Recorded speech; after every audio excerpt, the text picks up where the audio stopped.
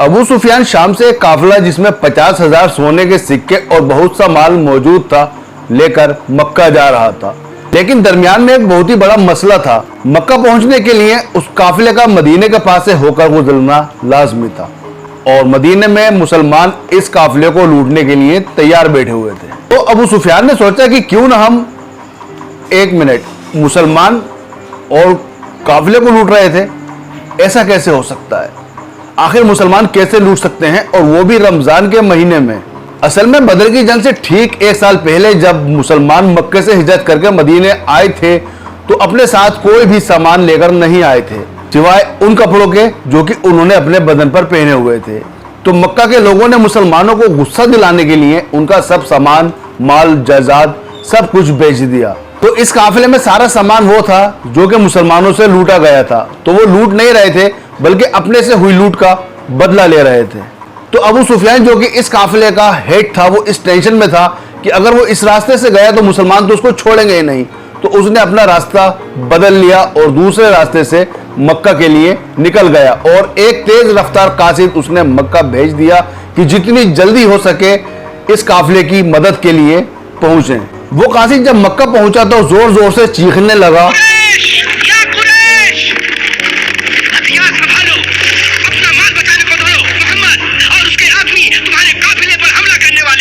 और जब अबू जहल उसके पास गया तो अबू जहल ने उससे पूछा कितने आदमी थे? उसने कहा यही लगभग 300 लोग होंगे। तो अबू जहल ने कहा कि उनके पास घोड़े कितने हैं? तो उसने कहा यही लगभग 2 घोड़े होंगे। हमारे 200 सवार होंगे। तो अबू जहल ने उस कासिद से पूछा मुसलमान फौज में ऊंट कितने हैं? उस कासिद ने कहा यही लगभग कोई 70 ऊंट होंगे। तो अबू जहल ने कहा हमारे 170 होंगे। अबू सुफियान का काफिला मेन रास्ते को छोड़कर किसी दूसरे रास्ते से निकला और मुसलमानों से बचकर भाग गया। तो अब लड़ाई की कोई जरूरत ही नहीं थी। मतलब ये कि काफिला महफूज है। अब हम नहीं लड़ेंगे क्योंकि काफिला तो बच गया था। लेकिन अबू जहल ने कहा कि अगर हमारा काफिला बच भी जाए तब भी हम मुसलमानों को नहीं छोड़ेंगे क्योंकि ये हमारे पास बहुत ही ज्यादा अच्छा मौका है और हमारे पास मुसलमानों के एक आदमी के मुकाबले 3 आदमी हैं। लड़ेंगे नहीं हम। मोहम्मद सल्लल्लाहु अलैहि वसल्लम ने अपनी फौज को बदर के पहले कुएं के पास पड़ाव डालने का हुक्म दिया। तो एक सहाबी मोहम्मद सल्लल्लाहु अलैहि वसल्लम के पास गए और उन्होंने उनसे पूछा कि या रसूलुल्लाह कि आपको यहाँ पड़ाव डालने का हुक्म अल्लाह ताला ने दिया है या फिर मशवरे से आपने यहाँ पर पड़ाव डालने का हुक्म दिया है? तो रसूलुल्लाह सल्लल्लाहु अलैहि वसल्लम ने कहा कि हमें अल्लाह ताला ने कोई ऐसा हुक्म नहीं दिया है बल्कि आपसी मशवरे से हमने कहा कि यहाँ पर हम पड़ाव डालें।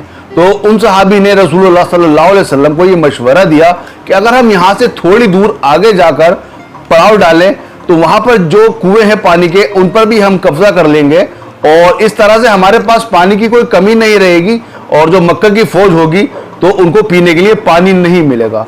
तो रसूलुल्लाह सल्लल्लाहु अलैहि वसल्लम को उनका ये जो मशवरा था वो बहुत ही ज़्यादा पसंद आया और आप सल्लल्लाहु अलैहि वसल्लम ने अपनी फौज को हुक्म दिया कि यहाँ से अपना पड़ाव उस जगह पर डालें। तो आधी रात को ही फौज ने अपना पड़ाव उस जगह पर डाल दिया। अगले रोज मक्का की फौज मुसलमान फौज के सामने थी और मुसलमान फौज में लगभग 313 मुसलमान थे और काफिर फौज में उस टाइम 1000 मुशरिक जो कि सभी असलहों से लैस थे वो मौजूद थे। लेकिन यहाँ पर मुसलमान फौज के सामने एक प्लस पॉइंट था और प्लस पॉइंट यही था कि बदर का जितना भी पानी के कुएं थे वो मुसलमानों के कब्जे में थे और मक्का की फौज के पास पीने के लिए पानी नहीं था और वो पानी के लिए आपस में लड़ने लगे, जबकि मुसलमानों के पास पानी की कोई कमी नहीं थी।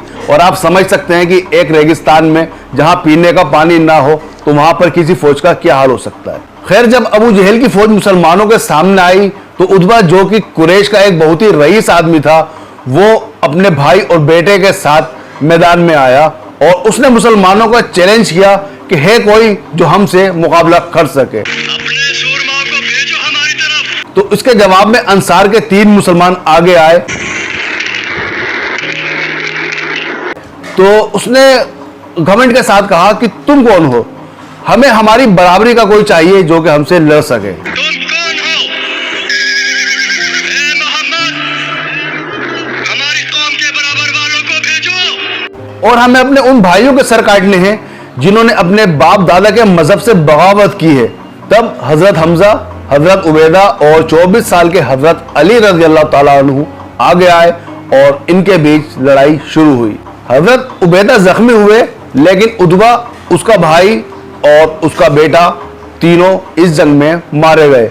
हजरत हुज़ैफा रज़ियल्लाहु ताला अन्हु, जो कि उतबा के बेटे थे और मुसलमान हो चुके थे और इस टाइम मुसलमानों की फौज में थे, वो ये सब देख रहे थे, लेकिन वो जानते थे कि उनका बाप, भाई और चाचा जो था वो गलत रास्ते पे था और अल्लाह के खिलाफ जंग कर रहे थे, तो वो चुप रहे और मुसलमानों की फौज में ही रहे। मुसलमानों को पता था कि उनकी तादाद दुश्मन के मुकाबले में बहुत ही छोटी है, तो उन्होंने यहाँ पर डिफेंस स्ट्रेटेजी इख्तियार की कि हम तो यहाँ से नहीं लेंगे, तुम ही आकर हमला करो। इसी के साथ अबू जहल ने अपनी फौज को पूरी ताकत के साथ मुसलमानों पर हमले का हुक्म दे दिया।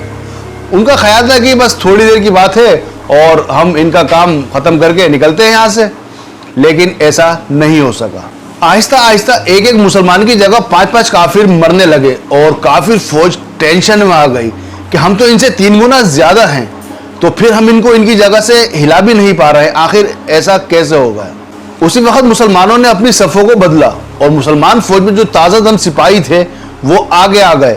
अबू जहल ने दोबारा से अपनी फौज को मुसलमानों पर पूरी ताकत से हमला करने का हुक्म दे दिया, लेकिन फिर वही हुआ और मक्का वालों की फौज पीछे हटने लगी।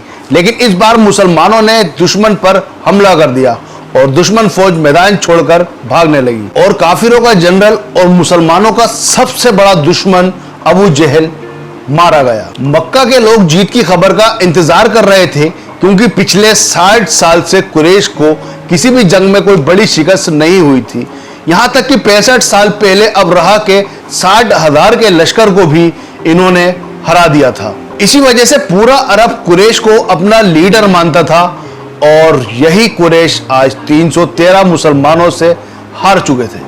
पहले तो जब वो जंग के मैदान से भागकर मक्का वापस लौटे तो वहां किसी को यकीन ही नहीं हुआ कि ऐसा भी हो सकता है, हम 313 मुसलमानों से जंग हार गए। किसी को इस पर यकीन ही नहीं हो रहा था, लेकिन जल्द ही सबको एहसास हो गया कि वो ये जंग और अरब में अपनी इज्जत दोनों गंवा चुके थे। एक मशहूर वेस्टर्न हिस्टोरियन लिखते हैं कि जंग बदर से पहले अरब मोहम्मद को एक बहुत ही कमजोर इंसान समझते थे, जिसको कि उनको अपनी कौम के लोगों ने ही उनके शहर से निकाल दिया हो, वो जगह जगह मदद मांगता फिरता हो।